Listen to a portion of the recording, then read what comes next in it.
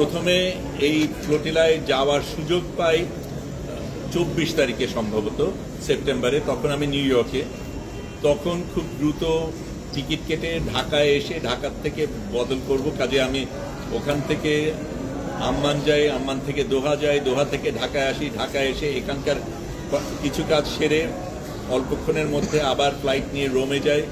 রোমের থেকে আমরা যেখানে যাওয়ার কথা ছিল 28 তারিখ সন্ধ্যার মধ্যে আমাদের ব্রিন্দিসি বোধহয় জায়গাটার নাম, হ্যাঁ ব্রিন্দিসি, ওখানে পৌঁছানো সম্ভব ছিল না এই সময়ের মধ্যে। কাজেই যেটা করি রোম পর্যন্ত যাই, রোম থেকে আবার রাতের বাস নিয়ে 10.5 ঘন্টা গিয়ে লেচ্ছেতে যাই, সেখান থেকে আরেকটা বাস নিয়ে ট্রেন স্টেশনে যাই, ওখান থেকে ট্রেন যাত্রা করে আরেকটা বাস নিয়ে বাকি পথ হেঁটে ওখানে আমি 29 তারিখ সকালে পৌঁছাই।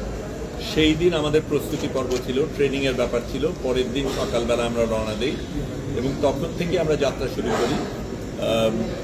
তারপরে আমাদের আগে ছোট 8টা ফ্লোটিলা রওনা দিয়েছিল, তারপরে আমরা রওনা দিই। এটা ছিল সবচাইতে বড় ফ্লোটিলা পুরো সব কিছুর মধ্যে, অনেক বড় অন্যদের থেকে। এবং আমাদের প্রধান এর মধ্যে আরোহী ছিল সংবাদকর্মীরা এবং স্বাস্থ্যকর্মীরা।